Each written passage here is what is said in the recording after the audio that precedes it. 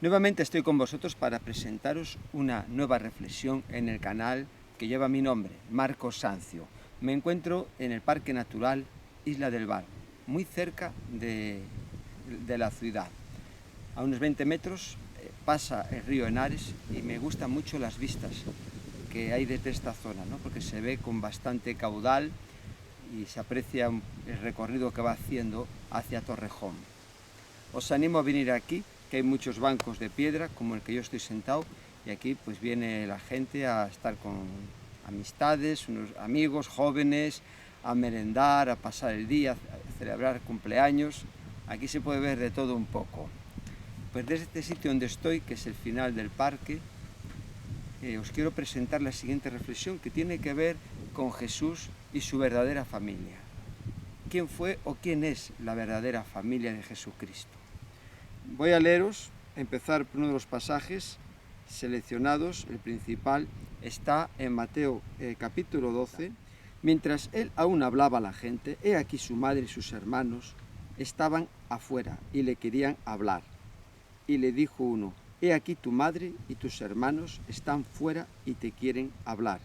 Respondiendo él al que decía esto, dijo: ¿quién es mi madre y quiénes son mis hermanos? Y extendiendo su mano hacia sus discípulos, dijo: he aquí mi madre y mis hermanos, porque todo aquel que hace la voluntad de mi Padre que está en los cielos, ese es mi hermano y hermana y madre.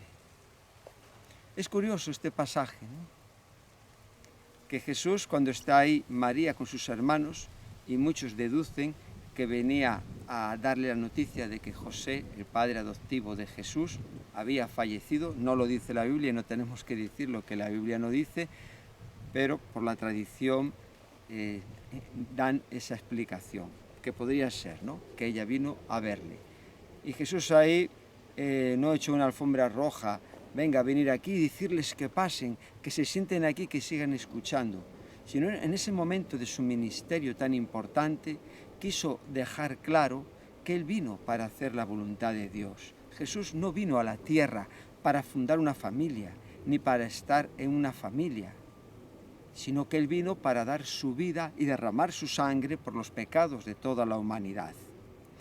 Hay un pasaje que aquí os quiero leer también, que es cuando el ángel, esto está en Lucas capítulo 1, vamos a ver aquí, es cuando el ángel se le aparece a María y habla, y le muestra el propósito de Jesucristo para su vida.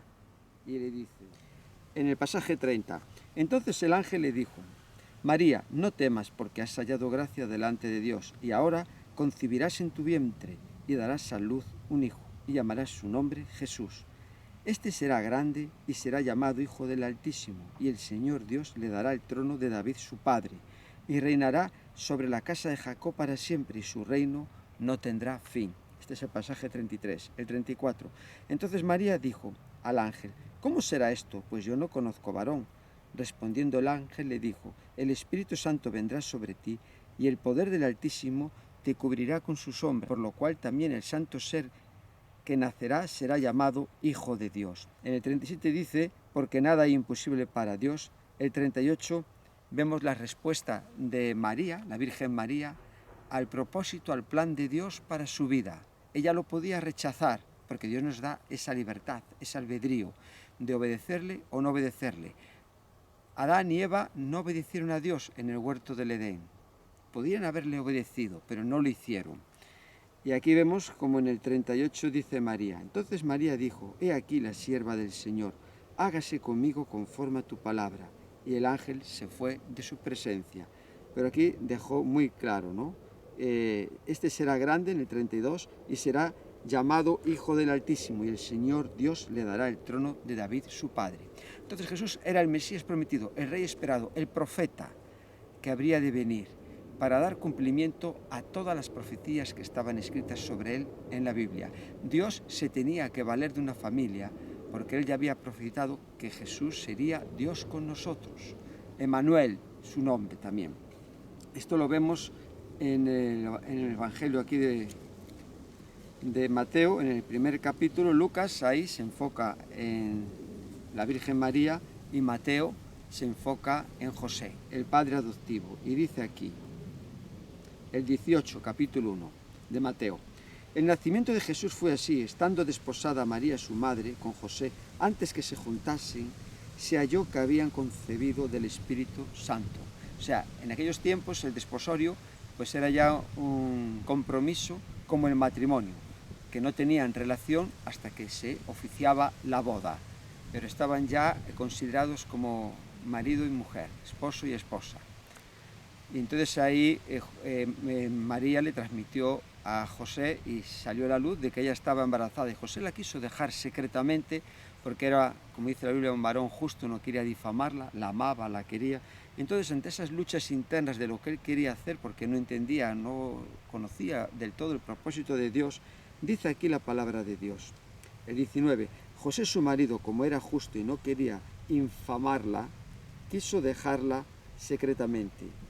Y pensando él en esto, he aquí un ángel del Señor le apareció en sueños y le dijo: José, hijo de David, no temas recibir a María tu mujer, porque lo que en ella es engendrado del Espíritu Santo es.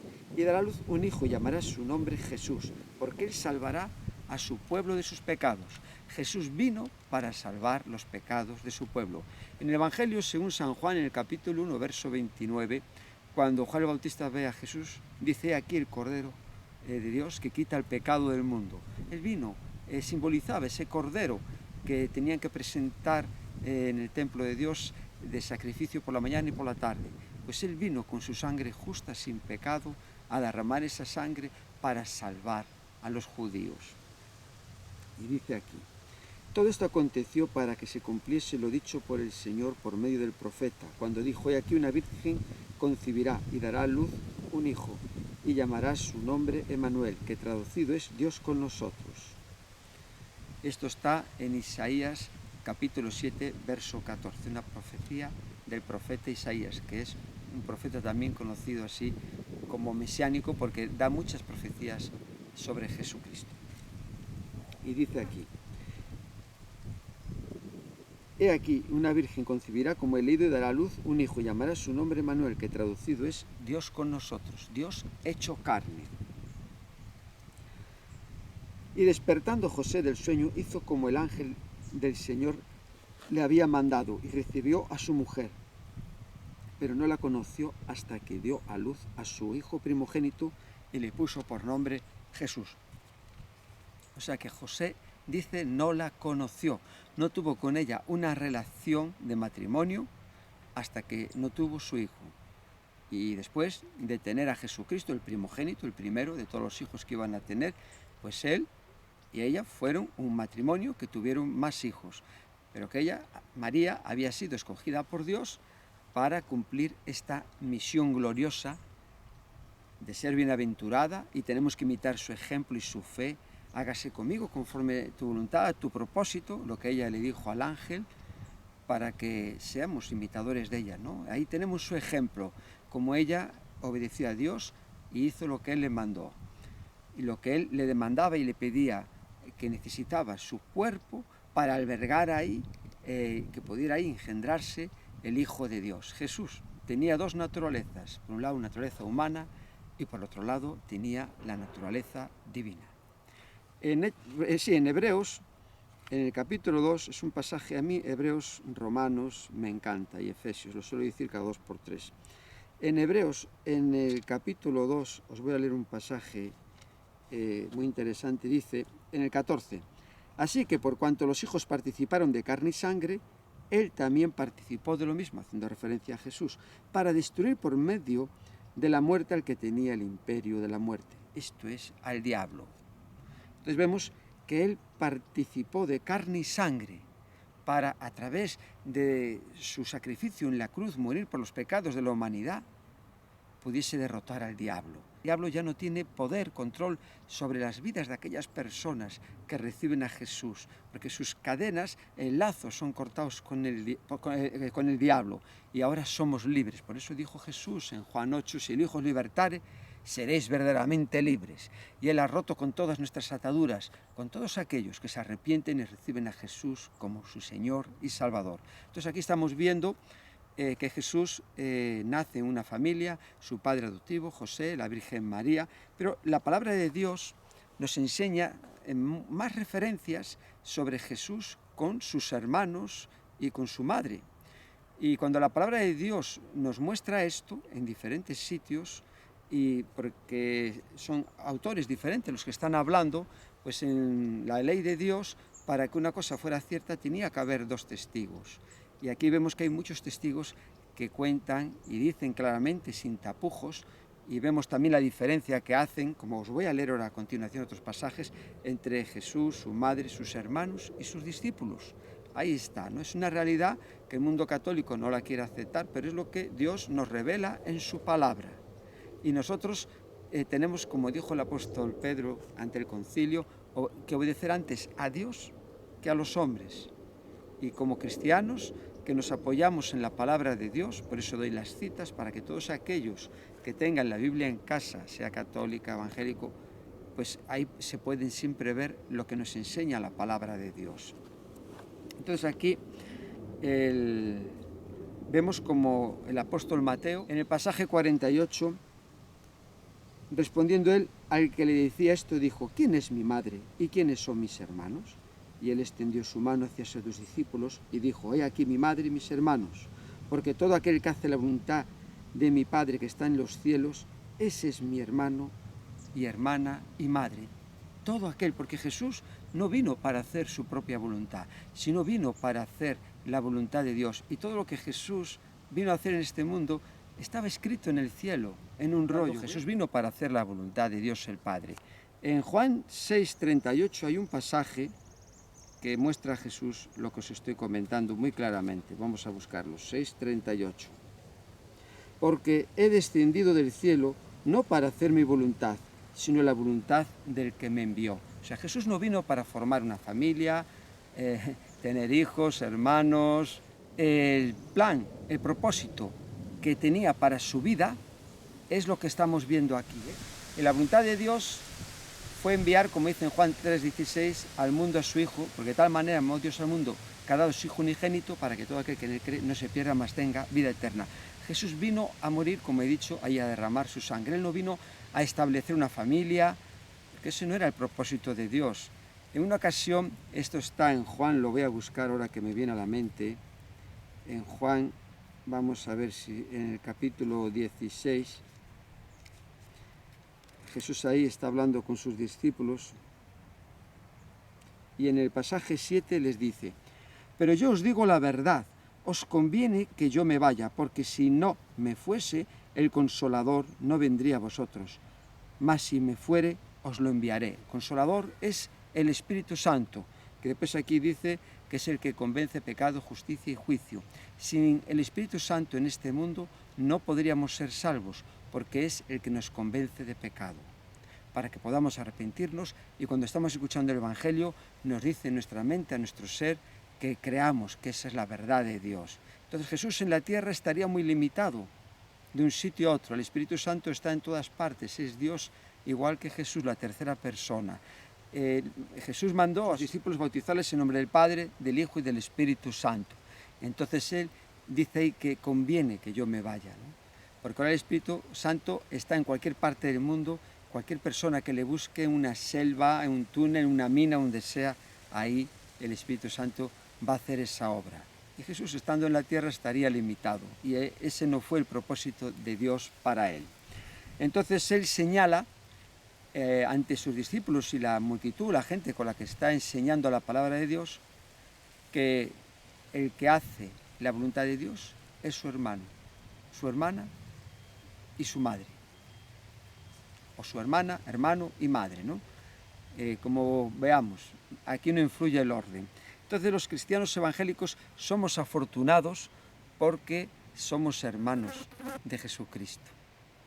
Los que hemos creído en Él, los que nos hemos arrepentido y recibido en nuestra vida y experimentado el poder de Dios por medio del Espíritu Santo y nacido de nuevo espiritualmente, ahora somos hijos de Dios, pero también hermanos de Jesucristo. La palabra de Dios en Romanos capítulo 8, en el 16, dice, he dicho Romanos, sí, El Espíritu mismo da testimonio a nuestro espíritu de que somos hijos de Dios. El 17. Y si hijos, también herederos, herederos de Dios y coherederos con Cristo, si es que padecemos juntamente con Él, para que juntamente con Él seamos glorificados. Entonces somos herederos y coherederos con Cristo Jesús. Él es nuestro hermano. Qué gran privilegio tenemos los cristianos. Jesús dijo que si guardamos sus mandamientos, somos sus amigos, si hacemos lo que Él nos manda. Esto está en Juan 15. O sea, somos hermanos, pero también podemos ser amigos de Jesús. Si, como dice su palabra, Él enseñó en Juan 15, vamos a ver si está en el 15, 14. Vosotros sois mis amigos si hacéis lo que yo os mando. Es muy interesante lo que estamos sacando, ¿no?, a raíz de esa declaración que hizo Jesús. Después el apóstol Mateo, en su Evangelio, en Mateo, en el 13:55, en el 13:55 dice, escribe, voy a leer, bueno, en el 54, y venido a su tierra, habla de Jesús, les enseñaba en la sinagoga de ellos, de tal manera que se maravillaban y decían, ¿de dónde tiene esta sabiduría y estos milagros? ¿No es este el hijo del carpintero? ¿No se llama su madre María y sus hermanos Jacobo, José, Simón y Judas? ¿No están todas sus hermanas con nosotros? ¿De dónde, pues, tiene estas cosas? Y el 57, que se maravillaban por un lado de la sabiduría como enseñaba la palabra de Dios, pero por el otro dice aquí, el 57, y se escandalizaban de él. Pero Jesús le dijo, no hay profeta sin honra sino en su propia tierra y en su casa. Y no hizo allí muchos milagros a causa de la incredulidad de ellos. Después vemos también aquí un pasaje paralelo a este, está Marcos 3, y dice, hay un pasaje también de la Escritura que me gusta mucho, que está en el Salmo 119, verso 160, que dice, la suma de tu palabra es verdad. Entonces, cuando vamos viendo lo que dice en diferentes libros de la Biblia, ahí la verdad de Dios está en toda su plenitud. Y vemos aquí, dicho Marcos capítulo 6, 3, dice, preguntando, ¿no es este el carpintero, hijo de María? Aquí ya dicen que Jesús es carpintero. Si su padre era carpintero, pues él trabajaría en la carpintería con su padre. Pues era el oficio de Jesús. ¿No es este el carpintero, hijo de María, hermano de Jacobo, de José, de Judas y de Simeón? ¿No están también aquí con nosotros sus hermanas?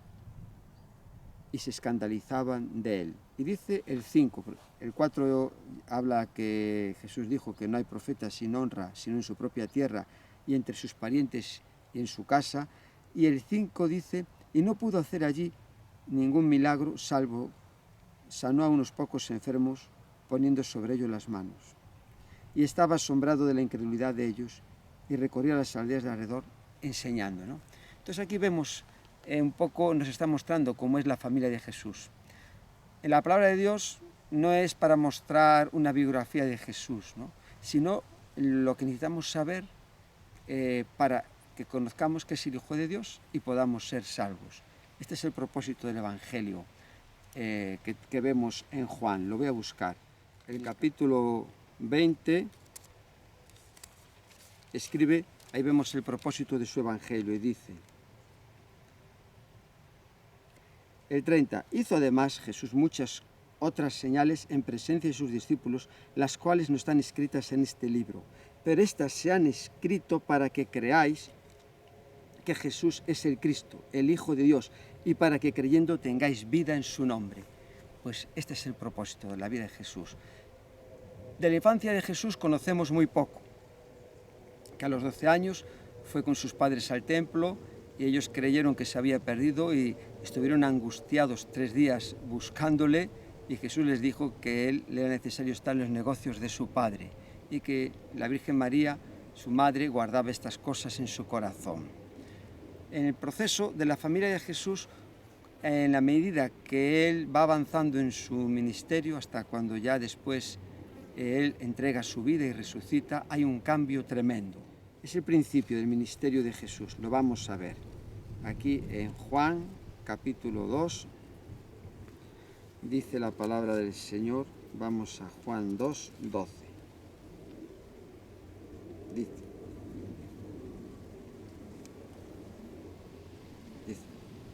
después de esto descendieron a Capernaum, él, su madre, sus hermanos y sus discípulos, y estuvieron allí no muchos días. Pero antes empieza en el pasaje 1 diciendo, al tercer día se hicieron unas bodas en Caná de Galilea, y allí estaba la madre de Jesús. Y fueron también invitados a las bodas Jesús y sus discípulos. Y faltando el vino, la madre de Jesús le dijo, no tienen vino. Jesús le dijo, ¿qué tienes conmigo, mujer? Aún no ha venido mi hora. Su madre dijo a los que les servían, haced todo lo que él os dijere. Y así hicieron, metieron las tinajas en esos depósitos del agua y las sacaron y se convirtió en vino. Pero qué curioso que la Virgen María les dijo, haced todo lo que él os dijera. Y Jesús, ¿qué dice en Juan 14, 6? Yo soy el camino y la verdad y la vida, y nadie viene al Padre sino por mí. Entonces Jesús es muy claro ahí mostrando que Él es el único camino. No hay otro mediador entre Dios y los hombres. La Virgen no es mediadora. Como he dicho, es una mujer ejemplar que tenemos que imitar, su ejemplo, todo lo que hizo, pero Jesús es el único mediador, porque Él lo dijo y lo vemos en más pasajes de la Biblia. El que murió en la cruz por nosotros fue Jesucristo. Entonces aquí vemos como Él, en el principio de su ministerio, desciende con sus discípulos a Capernaum. Y también va su madre y sus hermanos. Ahí hay diferenciados el grupo de la familia y el grupo de los discípulos. Después, más adelante, en la medida que va avanzando el ministerio de Jesús, ahí es curioso lo que también dice aquí en Juan capítulo 7. Vamos a buscarlo.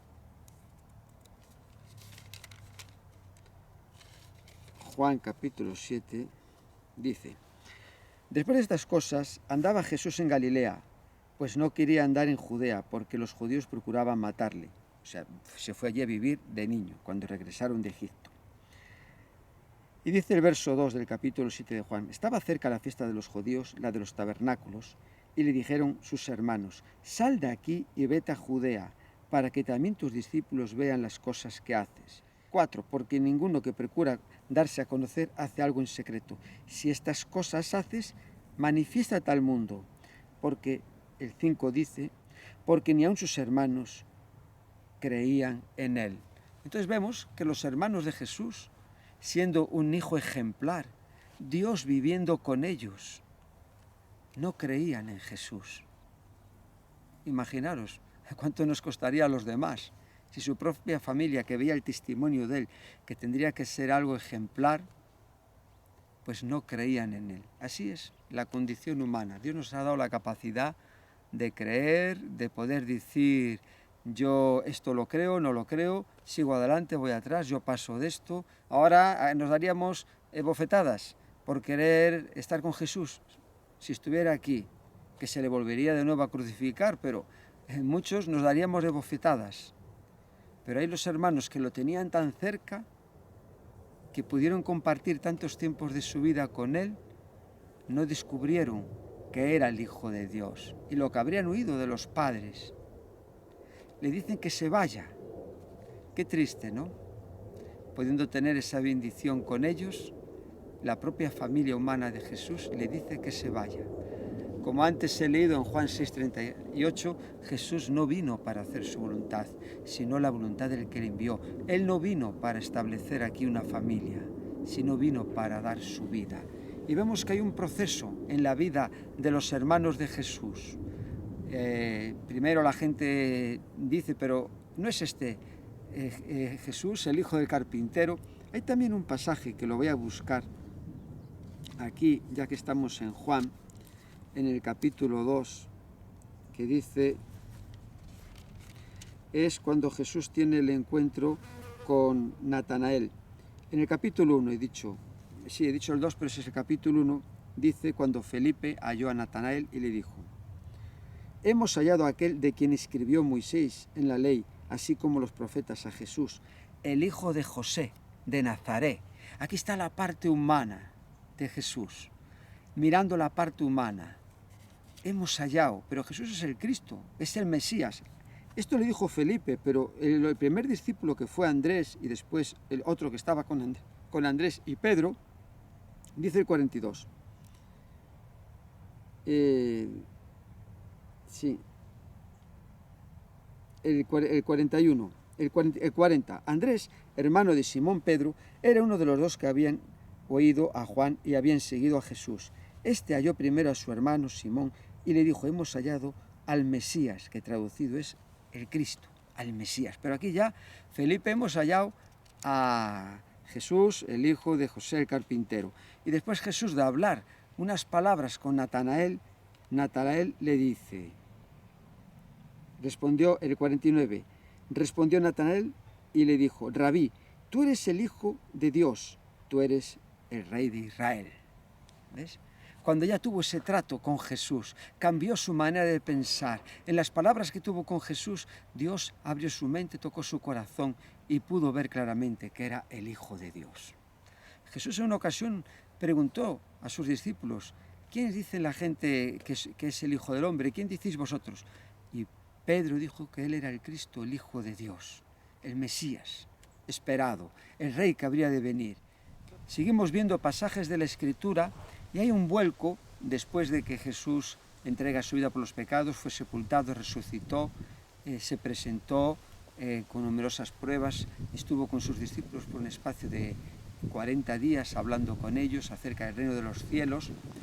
Y cuando él ascendió al cielo, ahí en el aposento alto, lo voy a buscar en Hechos 1:14, lo escribió Lucas, este libro de los Hechos Apóstoles, y también, como he comentado en otros vídeos, y sabéis, escribió el Evangelio según San Lucas. Entonces aquí en Hechos, en el capítulo 1,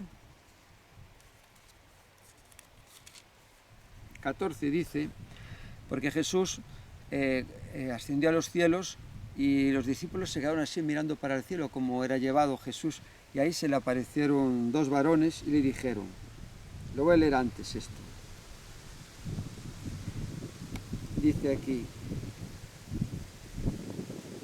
y estando en el 1:10 de Hechos, ellos con los ojos puestos en el cielo, entre tanto que él se iba, y aquí se pusieron junto a ellos dos varones con vestiduras blancas, los cuales también les dijeron, varones galileos, ¿por qué estáis mirando al cielo? Este mismo Jesús que ha sido tomado de vosotros al cielo, así vendrá como le habéis visto ir. El 12, entonces volvieron a Jerusalén desde el monte que se llama el del Olivar, el cual está cerca de Jerusalén, camino de un día de reposo. Y entrados subieron al aposento alto, donde moraba Pedro y Jacobo, Juan, Andrés, Felipe, Tomás, Bernabé, Mateo, Jacobo, hijo de Alfeo, Simón el celote, Judas, hermano de Jacobo. Todos estos perseveraban unánimes en oración y ruego con las mujeres y con María, la madre de Jesús, y con sus hermanos. Entonces finalmente vemos cómo los hermanos acabaron creyendo en Jesús. Y estaban ahí en el aposento alto, cuando 10 días más tarde vino el Espíritu Santo ahí, hubo un estruendo, sopló como un viento, se repartían así como llamas de fuego entre ellos para que vieran que era el cumplimiento, que Jesús bautizaría con espíritu y fuego, que era el tiempo, lo que le estaba aconteciendo era la promesa que tenían que esperar de Jesús, que él aquí le había anunciado. Yo lo voy a leer, dice en el 4, Hechos 1:4, estando juntos les mandó que no se fueran de Jerusalén, sino que esperasen la promesa del Padre, al cual les dijo, oísteis de mí, porque Juan ciertamente bautizó con agua, mas vosotros sois bautizados con el Espíritu Santo dentro de no muchos días. Y vemos como Juan el Bautista también menciona el fuego. Entonces ahí se estaba dando el cumplimiento de esa promesa en la vida de ellos. Nunca es tarde para creer, ¿no? Pero tuvo Jesús que morir y tuvieron que ver todo lo que aconteció en su muerte, la resurrección, todas las cosas para poder estar ahí reunidos, ¿no? Jesús, a través de su muerte, ganó también a sus hermanos. Entre los hermanos de Jesús se menciona Jacobo, y el apóstol Pablo, en 1 Corintios capítulo 9, cuando él está defendiendo su ministerio como apóstol, porque le cuestionaban, dice en el 7, 1 Corintios 9, 7, ¿quién fue jamás soldado a sus propias expensas? ¿Quién planta viña y no come de su fruto? ¿O quién apacienta el rebaño y no toma de la leche del rebaño? Pero antes dice, en el pasaje 5, ¿no tenemos derecho de traer con nosotros una hermana por mujer, como también los otros apóstoles y hermanos del Señor y Cefas, refiriéndose a Pedro? Jesús sanó a la suegra de Pedro. ¿No tenemos derecho? Pues aquí menciona a los hermanos. Y después en Gálatas 1:19, cuando él está relatando el testimonio de su fe y su vida, en sus comienzos como cristiano, todas las cosas que le acontecieron a los Gálatas, pues él aquí dice en el pasaje 19, 1:19, pero no vi a ningún otro de los apóstoles, sino a Jacobo, el hermano del Señor. Y después, vamos a buscar 1 Corintios 15, cuando está hablando en el pasaje 1, además, os declaro, hermanos, el evangelio que os he predicado, el cual también recibisteis, en el cual también perseveráis. Y dice aquí, ¿no?, después de hablar del evangelio, dice, porque primeramente os he enseñado lo que asimismo recibí, que Cristo murió por nuestros pecados, conforme a las Escrituras, y que fue sepultado y resucitó al tercer día, conforme a las Escrituras, y que apareció a Cefas y después a los 12, esto ya no era conforme a la Escritura. Después apareció a más de 500 hermanos a la vez, de los cuales muchos viven aún y otros ya duermen. 7. Después apareció a Jacobo, después a todos los apóstoles, y al último de todos, como a un abortivo, me apareció a mí. Entonces aquí estamos viendo, ¿no?, que vuelve a mencionar a Jacobo. De los 66 libros que hay en la Biblia, 39 en el Antiguo Testamento y 27 en el Nuevo, Jacobo es la epístola de Santiago, la escribió el hermano del Señor. Espero y estoy seguro que todo lo que os estoy comentando de la familia de Jesús va a ser de mucha bendición, porque lo más importante no es el nombre de los hermanos, las hermanas, lo que hizo uno, el otro. Sí, que ellos creyeron, que estaban allí cuando Jesús ascendió al cielo esperando la promesa del Espíritu Santo, la venida. Ahí se fundó la iglesia en Pentecostés. Lo más importante es que todos los que creemos en Jesús formamos parte de la verdadera familia de Jesucristo, porque Él vino a establecer una familia aquí, porque Él vino a establecer una familia en la tierra, vino a establecer el reino de los cielos en el corazón de todos los que creen, se arrepienten y le reciben como Señor y Salvador. Y somos afortunados porque pertenecemos a la familia de Jesús, porque somos hijos de Dios, porque es nuestro hermano y porque en el cielo, como dice la palabra de Dios en Efesios, vamos a estar sentados con Él en los lugares celestiales y ser participantes de Él, de la herencia espiritual que nos espera en el cielo, que Dios nos va a mostrar las abundantes riquezas de su gloria por los siglos de los siglos. Hay un pasaje de la Escritura que os quiero leer, que está en Filipenses capítulo 3, que mientras hablaba me venía a la mente, que dice, en Filipenses 3:20, dice el pasaje 20, mas nuestra ciudadanía está en los cielos, de donde también esperamos al Salvador, al Señor Jesucristo, el cual transformará el cuerpo de la humillación nuestra para que seamos semejante al cuerpo de la gloria suya, por el poder con el cual puede también sujetar a sí mismo todas las cosas, ¿no? Esa es nuestra esperanza, estar con Jesús. Si no nos llama antes Dios a su presencia, cuando venga, estar transformados a su misma imagen y estar eternamente con Él. Os bendigo y tenemos una familia muy grande por todo el mundo. Aprovechemos para conocernos y para tener comunión con otros hermanos y disfrutar todos de esta comunión en Cristo Jesús, esta hermandad que tenemos y un mismo Padre y Espíritu. Aprovechemos el tiempo también para cultivar nuestra relación con otros hermanos, porque sí, con ellos vamos a estar eternamente en el cielo. Hay personas aquí, familiares, amigos, que si no reciben a Jesús en su vida no vamos a poder estar con ellos, pero con Jesús y todos los que creen en Él sí vamos a estar en el cielo. Entonces cultivemos nuestra relación fraternal entre hermanos, amémonos unos a otros, como Jesús dijo, y a nuestro prójimo, y vivamos una vida donde demos todos gloria a Dios y se cumpla el Salmo 133 en nosotros, ¿no? Que cuando hay armonía, hermandad, cuando hay amor, ahí se derrama la bendición de Dios y hay vida eterna, hay salvación. Que el Señor os bendiga grandemente y hasta la próxima reflexión con Marcos Sanzio, en plena naturaleza.